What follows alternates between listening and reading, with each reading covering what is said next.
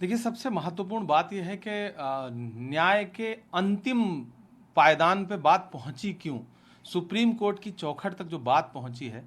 उससे पहले मेरा सवाल देश के प्रधानमंत्री जी से है कि लाल किले की प्राचीर से आपके जो नारी सुरक्षा और नारी सम्मान के भाषण थे, उसकी परिणति ये थी कि दोपहर होते होते 11 जघन्य आरोपी जिन्होंने बलात्कार किया, जिन्होंने हत्या किया, उनको राज्य सरकार रिहा कर देती है। जब प्रधानमंत्री जी मुख्यमंत्री थे तब भारत की एक बेटी बिल्किस बानो का बलात्कार हुआ, हत्याएं हुई, और उसके बाद आज जब प्रधानमंत्री बन गए वही मुख्यमंत्री जी यानी कि नरेंद्र मोदी जी, तब जो है एक बार फिर से न्याय के साथ बलात्कार हुआ है और उस बेटी के जो आरोपी थे उनको रिहा कर दिया गया। रिव्यू कमेटी में जो लोग बैठे थे उनके जमीर पे एक बार भी चोट नहीं लगी, जिसमें भारतीय जनता पार्टी के विधायक थे। इससे शर्मनाक क्या हो सकता है। अंतिम पायदान पे बात पहुंची है कि माननीय उच्चतम न्यायालय ने सुनवाई की है और आज कुछ सवाल पूछे हैं, लेकिन ये मसला तो सबसे बड़ा देश के प्रधानमंत्री से सवाल पूछने का है। प्रधानमंत्री जी बताएं कि वो 3 तलाक पर मुस्लिम बहनों के लिए लंबे लंबे भाषण देते हैं कि हमने कानून बना करके आपको इंसाफ दिया। क्या बिल्किस बानो आपकी बहन नहीं है?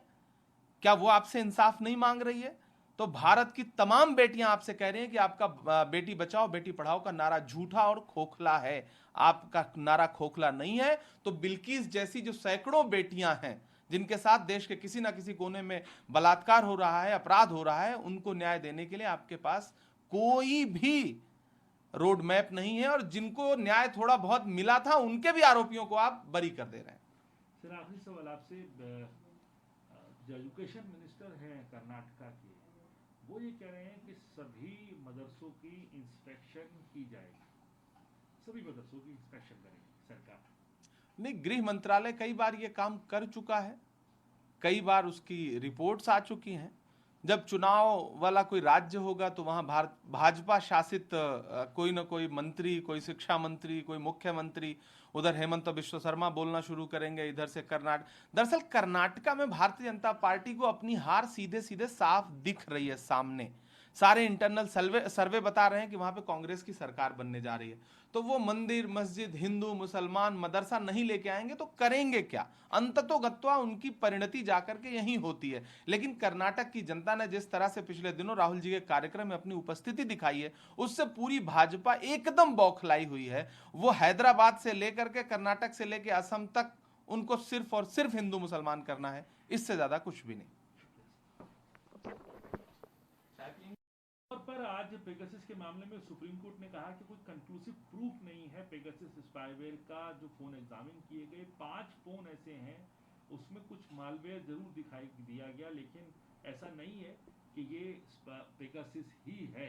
हालांकि टेक्निकल कमेटी जो है इस बात की जांच कर रही है, लेकिन ये सीधे तौर पे जो है chief justice of India N V. Ramana की जो है जो रिमार्क्स है, उन्होंने कहा कि सीधे तौर पर जो मिले भी है मालवेयर, लेकिन वो पेगासस है, ऐसा नहीं कहा जा सकता। नहीं, मैं तो शुरू से, प्रारंभ से, पेगासस के पाए जाने के बाद से ये बात कहता रहा हूं कि ये शुद्ध रूप से न सिर्फ निजता का हनन है, बल्कि देश की संप्रभुता के साथ भी कहीं ना कहीं इस तरह के बाहर के एक देश की एजेंसी को हायर करना, और एजेंसी को हायर करने के बाद लोगों के फोन की जासूसी करना।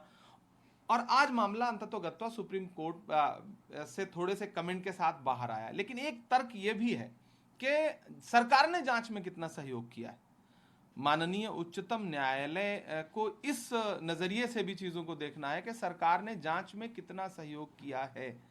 और अगर 5 में भी माननीय उच्चतम न्यायालय को अगर ऐसा लग रहा है कि 5 फोन में भी कुछ प्राप्त हुआ है, तो उन लोगों की शिकायतों पर भी ध्यान देना होगा जिन महत्वपूर्ण लोगों ने यह कहा कि हमारे फोन में पेगासस है। जिस एजेंसी ने, जिस मीडिया एजेंसी ने विदेश के सूत्रों के हवाले से यह बताया कि इन इन लोगों के फोन में, अमुक अमुक व्यक्ति के फोन में पेगासस पाए जाने की सूचना है, आप बिना सरकारी जांच, सरकार के सहयोग के इस जांच को पूरा नहीं कर सकते। तो सरकार क्यों सहयोग करेगी इस जांच में जब सरकार के खिलाफ ही मामला है? तो मुझे लग रहा है कि उच्चतम न्यायालय को थोड़ा और गहनता के साथ इस मामले की छानबीन करवानी चाहिए, क्योंकि जो भुक्तभोगी हैं वो चीख चीख करके कह रहे हैं कि हमारे फोन में पेगासस था या है। तो इस मुद्दे को इतना लाइटली नहीं लिया जा सकता। ये बहुत गंभीर मुद्दा है और लोकतंत्र में इस तरह की चीजों की जगह नहीं होनी चाहिए। ये सीधे सीधे लोकतंत्र के साथ खिलवाड़ है, निजता का हनन है, अभिव्यक्ति की आजादी पे भी हनन है। नमस्कार, मैं हूं मानक गुप्ता। अगर आपको हमारा ये वीडियो पसंद आया हो तो इसे लाइक और शेयर जरूर करें और हां, हमें सब्सक्राइब और फॉलो करना ना भूलें ताकि आप देश और दुनिया की कोई खबर मिस ना करें। तो जुड़े रहिए हमारे साथ और देखते रहिए न्यूज़ 24।